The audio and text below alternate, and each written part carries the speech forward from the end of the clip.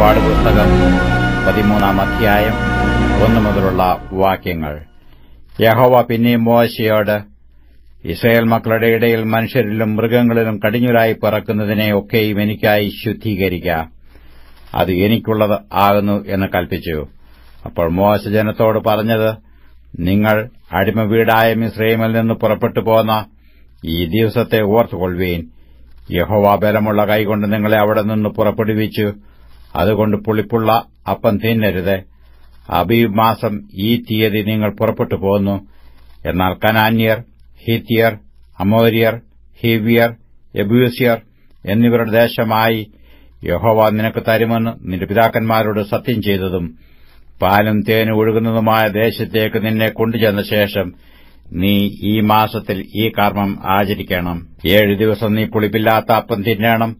7-ാം ദിവസം യഹോവയ്ക്ക് ഒരു ഉത്സവം ആയിരിക്കണം.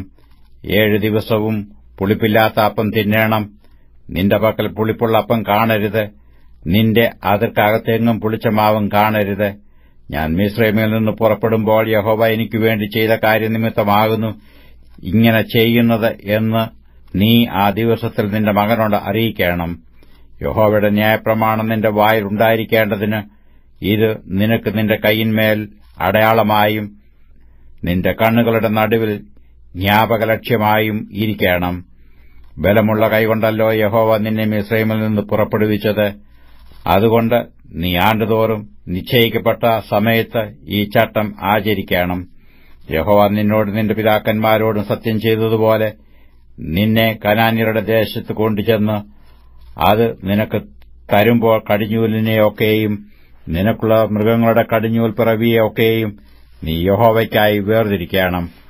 ആണൊക്കെയും യഹോവയ്ക്കുള്ളതാകുന്നു. എന്നാൽ കഴുതയുടെ കടിഞ്ഞൂലിനെയൊക്കെയും ആട്ടിൻകുട്ടിയെക്കൊണ്ട് വീണ്ടുകൊള്ളണം. അതിനെ വീണ്ടുകൊള്ളുന്നില്ലെങ്കിൽ അതിനെ കഴുത്ത് ഒടിച്ചു കളയണം. നിന്റെ പുത്രന്മാരിൽ ആദ്യജാതനെയൊക്കെയും നീ വീണ്ടുകൊള്ളണം. എന്നാൽ ഇത് എന്ത് എന്ന് നാളെ നിന്റെ മകൻ നിന്നോട് ചോദിക്കുമ്പോൾ, യഹോവ ബലമുള്ള കൈകൊണ്ട് അടിമവീടായ മിസ്രയീമിൽ നിന്ന് ഞങ്ങളെ പുറപ്പെടുവിച്ചു. ഫറവോൻ കഠിനപ്പെട്ട് ഞങ്ങളെ വീട്ടയക്കാതിരുന്നപ്പോൾ യഹോവ മിസ്രയീം ദേശത്ത് മനുഷ്യന്റെ കടിഞ്ഞൂൽ മുതൽ മൃഗത്തിന്റെ കടിഞ്ഞൂൽ വരെയുള്ള കടിഞ്ഞൂൽ പിറവിയൊക്കെയും കൊന്നുകളഞ്ഞു. അതുകൊണ്ട് കടിഞ്ഞൂലായ ആണിനെയൊക്കെയും ഞാൻ യഹോവയ്ക്ക് യാഗം അർപ്പിക്കുന്നു. എന്നാൽ എന്റെ മക്കളിൽ കടിഞ്ഞൂലിനെയൊക്കെയും ഞാൻ വീണ്ടുകൊള്ളുന്നു. ഇത് നിന്റെ കൈയിന്മേൽ അടയാളമായും നിന്റെ കണ്ണുകളുടെ നടുവിൽ നെറ്റിപ്പട്ടമായും ഇരിക്കണം. യഹോവ ഞങ്ങളെ ബലമുള്ള കൈകൊണ്ട് മിസ്രയീമിൽ നിന്ന് പുറപ്പെടുവിച്ചു എന്ന് നീ അവനോട് പറയണം. ഫറവോൻ ജനത്തെ വിട്ടയച്ച ശേഷം ഫെലിസ്ത്യരുടെ ദേശത്തു കൂടിയുള്ള വഴി അടുത്തത് എന്നു വരികിലും ജനം യുദ്ധം കാണുമ്പോൾ പക്ഷേ അനുതപിച്ച് മിസ്രയീമിലേക്ക് മടങ്ങിപ്പോകുമെന്ന് വെച്ച് ദൈവം അവരെ അതിലെ കൊണ്ടുപോയില്ല. ചെങ്കടലിനരികെയുള്ള മരുഭൂമിയിൽ കൂടി ദൈവം ജനത്തെ ചുറ്റി നടത്തി. ഇസ്രയേൽ മക്കൾ മിസ്രയീം ദേശത്തുനിന്ന് യുദ്ധസന്നദ്ധരായി പുറപ്പെട്ടു. മോശെ യോസഫിന്റെ ആസ്തികൾ എടുത്തുകൊണ്ടുപോന്നു. ദൈവം നിങ്ങളെ സന്ദർശിക്കും നിശ്ചയം. അപ്പോൾ എന്റെ ആസ്തികളും നിങ്ങൾ ഇവിടെ നിന്ന് എടുത്തുകൊണ്ടു പോകണമെന്ന് പറഞ്ഞു. അവൻ ഇസ്രയേൽ മക്കളെക്കൊണ്ട് ഉറപ്പായി സത്യം ചെയ്യിച്ചിരുന്നു. അവർ സുക്കോത്തിൽ നിന്ന് യാത്ര പുറപ്പെട്ടു മരുഭൂമിക്കരികെ ഏഥാമിൽ പാളയമിറങ്ങി. അവർ പകലും രാവും യാത്ര ചെയ്യുവാൻ തക്കവണ്ണം അവർക്ക് വഴി കാണിക്കേണ്ടതിനു പകൽ മേഘസ്തംഭത്തിലും അവർക്ക് വെളിച്ചം കൊടുക്കേണ്ടതിന് രാത്രി അഗ്നിസ്തംഭത്തിലും യഹോവ അവർക്ക് മുമ്പായി പോയിക്കൊണ്ടിരുന്നു.